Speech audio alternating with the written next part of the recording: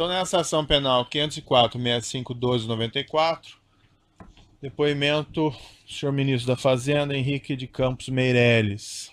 Senhor ministro, na condição de testemunha, Vossa Excelência tem um compromisso com a Justiça em dizer a verdade e responder as perguntas que lhe forem feitas, certo? Certamente.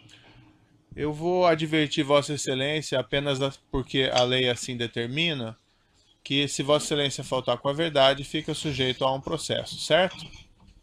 Certamente, sem dúvida. E feito esse compromisso, eu vou passar a palavra aqui ao defensor do senhor Luiz Inácio Lula da Silva, que arrolou Vossa Excelência como testemunha.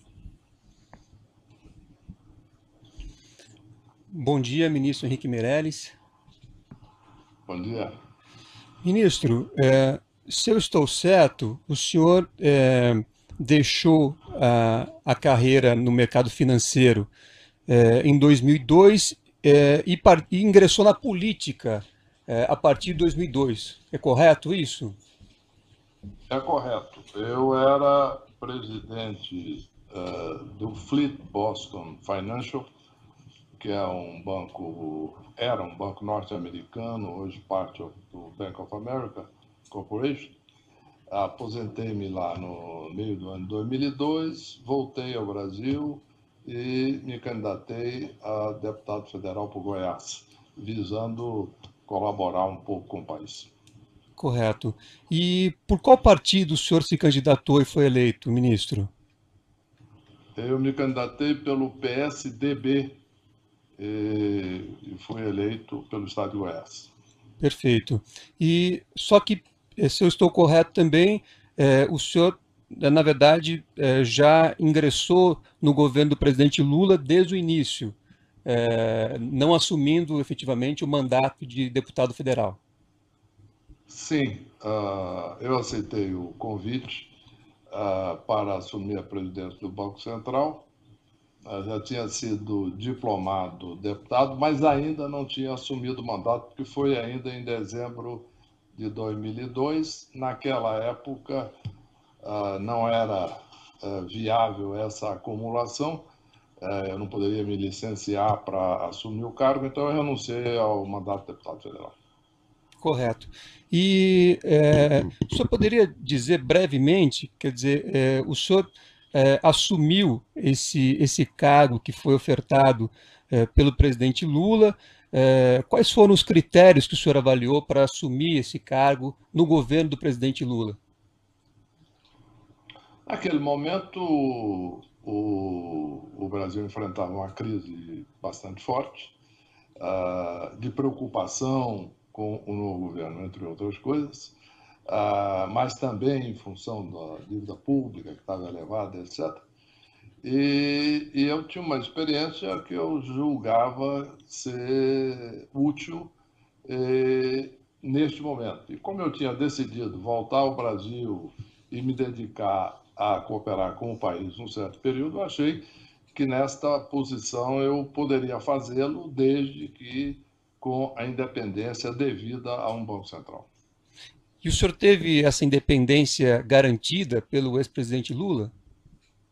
Sim, quando o ex-presidente me convidou para o Banco Central, ele me perguntou se era possível enfrentar a crise e quais seriam as condições para eu aceitar. Eu disse a ele que sim, eu achava que era possível, sim, enfrentar a crise e eu poderia aceitar desde que o Banco Central tivesse independência de ação, e ele concordou. Perfeito. E cumpriu essa promessa feita ao senhor?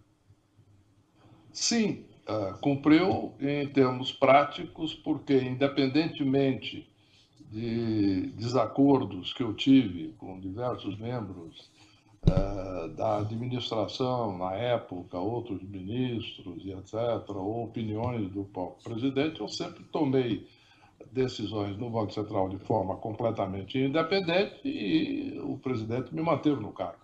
Correto.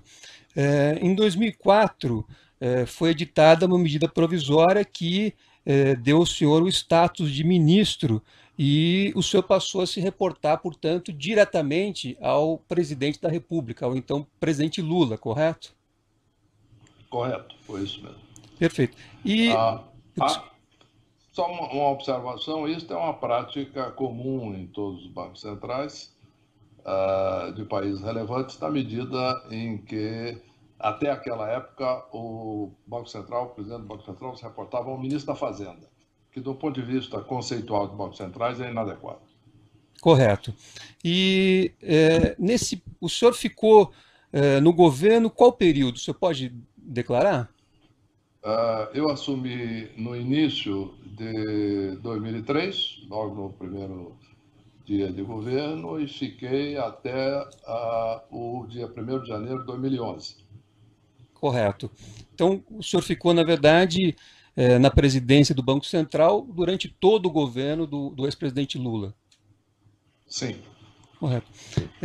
E o senhor, com essa longevidade, com esse cargo de ministro de Estado, reportando-se diretamente ao ex-presidente Lula, o senhor, em algum momento, identificou alguma prática indevida do ex-presidente Lula? Por exemplo, ele comandar um esquema de corrupção nesse governo? A minha relação com o presidente Lula era totalmente focada em assuntos relativos ao Banco Central e à política econômica, e nesta interação eu nunca vi ou presenciei nada que pudesse ser identificado como algo ilícito ou ilegal, qualquer coisa. Perfeito. A minha interação direta. Correto. O senhor... A imprensa noticiou recentemente que o senhor, no momento, está fazendo negociações ou interagindo com parlamentares no que diz respeito à reforma da Previdência. Durante o governo Lula, o senhor também teve, em algumas oportunidades, ao menos, em que o senhor interagiu com parlamentares, buscando defender interesses do governo? Ou da área que o senhor atuava no governo? Não. O cargo de ministro da Fazenda é um cargo que tem, por definição, inter-relação direta, na medida em que, inclusive, estamos propondo diversas emendas constitucionais, etc., que envolvem diretamente a negociação com o parlamento.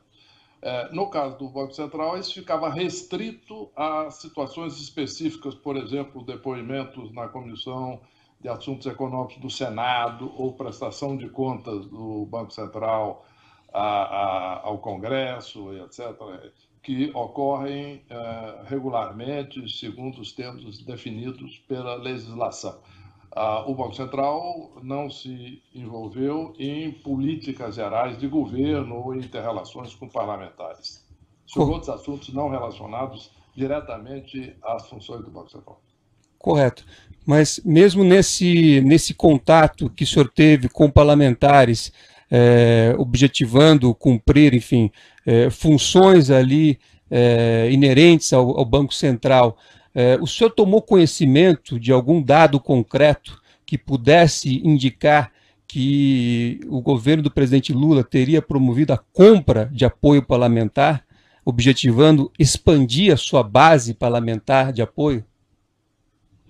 Não, eu não tive conhecimento, inclusive porque as minhas presenças no Congresso diziam respeito exclusivamente a assuntos do Banco Central. E, elaborando um pouco mais, para ser absolutamente preciso, pode ter havido, durante o período todo, alguns momentos em que algum parlamentar possa ter pedido alguma audiência ao Banco Central para mencionar alguma situação específica de alguma coisa que interessasse diretamente ao Banco Central, mas em nenhum momento eu tive nenhum tipo de conhecimento ou interação com outros assuntos que não fossem aqueles de atividade direta do Banco Central, então a resposta é não.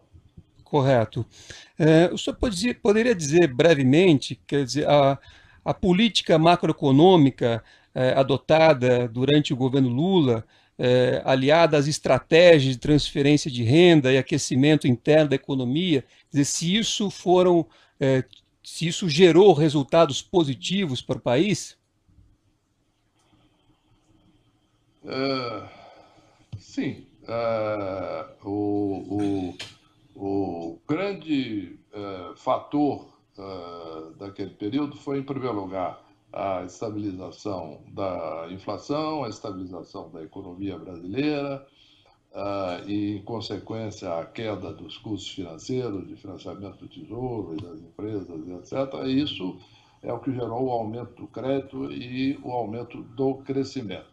Paralelamente, o governo implantou políticas de cunho social visando a complementar renda ou suprir renda para a camada de menor capacidade de rendimento da população, e acredito que isso foi um processo complementar, sim, da recuperação econômica do Brasil.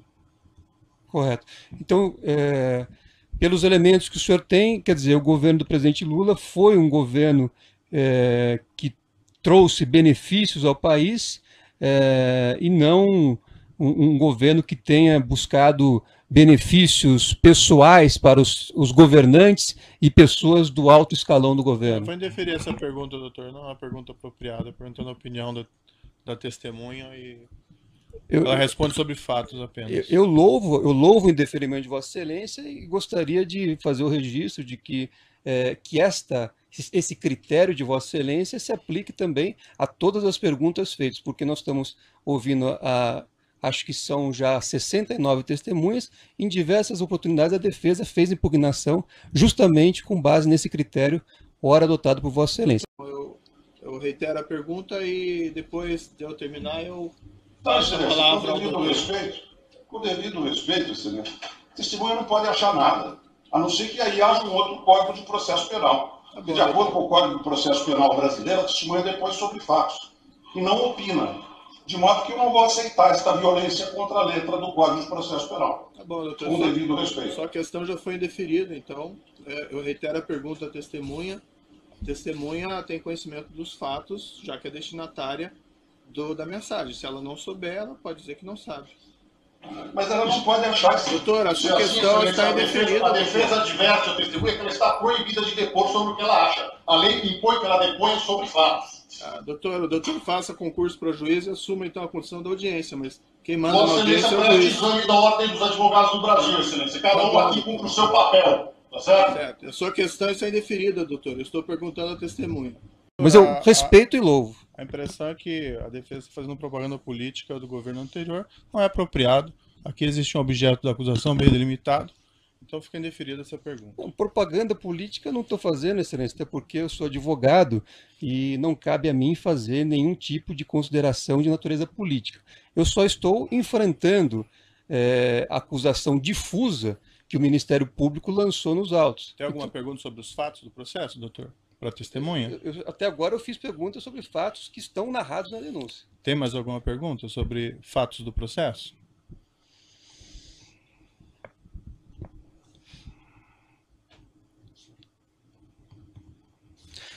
Ministro, apenas para finalizar, o senhor teve conhecimento de algum elemento concreto que pudesse indicar a presença de uma estrutura criminosa de poder durante o governo do presidente Lula, que tivesse o presidente Lula como comandante dessa estrutura criminosa? Eu não tive acesso a nenhum tipo de informação sobre isso, inclusive porque não era o papel do Banco Central. Correto. Eu agradeço Vossa Excelência pela disponibilidade e por colaborar com a Justiça. Não tem mais perguntas. Outros defensores têm indagações? Sem perguntas. O Ministério Público tem alguma indagação? O assento de acusação tem alguma indagação?